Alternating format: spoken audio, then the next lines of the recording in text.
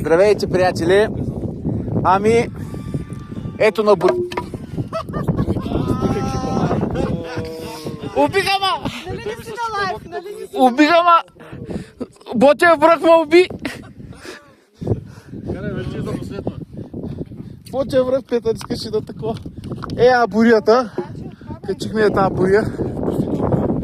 Как на много вечер? То е, тъй като го правиш. Я да видим рекламата. Покажи. 10 бона за какво взе?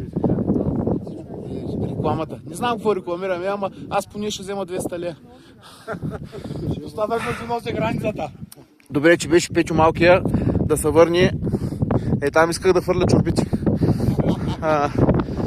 Печо малкия, моят приятел, ще го черпя една вафличка и сега. Виж го, ботия връх.